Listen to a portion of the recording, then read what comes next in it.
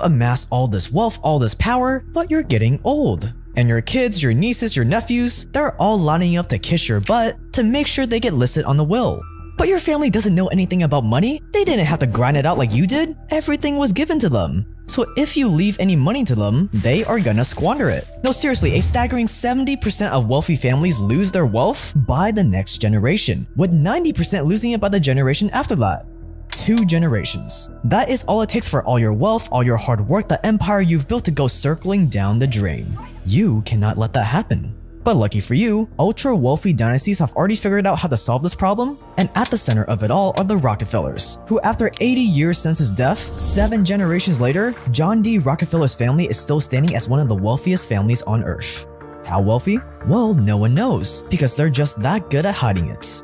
And in this video, we are gonna expose it all. Trusts, family foundations, family offices, and a super clever tactic that not many people know about. Stay dangerous, this is how the rich get richer, and this is definitely not financial advice.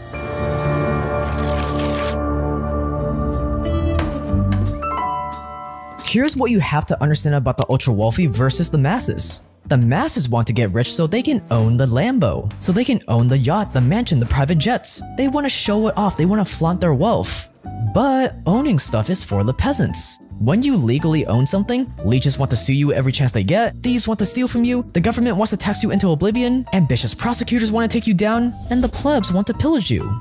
That is why the ultra-wealthy do not want to own stuff, because owning stuff sucks. Instead, what you want to do is have control over your assets as if you owned it without actually owning it. You want to live in the penthouse on Billionaires Row without it being tied to your name. You want to sell your mega yacht without it being under your name. Just ask the Russian oligarchs if they agree. The key is control, not ownership. You want to be able to do everything you can with the thing as if you owned it without having your name on the papers. Because when you have ownership, taxes follow you and liability follows you. And also sometimes fame follows you. And so those 3 things could be problematic. And the people that are really wealthy want control, but they don't necessarily want the liability that comes with ownership. And they don't necessarily want the taxation that files title and ownership. And so many of the wealthiest people in the world, we don't even know their names because they have a ton of control, but they're not names, they're not personally on a lot of assets and wealth. And that's really the name of the game. This is my friend Caleb, by the way, with Better Wealth, and he's dedicated his life to learning how the ultra-wealthy do things to bring down that knowledge to everyday people like us. Do you think there's richer people out there than, the people that we see on the Forbes list, like Bezos, Musk? Yes. Yeah, 100%. There's people that are way wealthier than the people on the Forbes list because of entities and structures and other things that they control that they're not giving credit for, and they do it intentionally.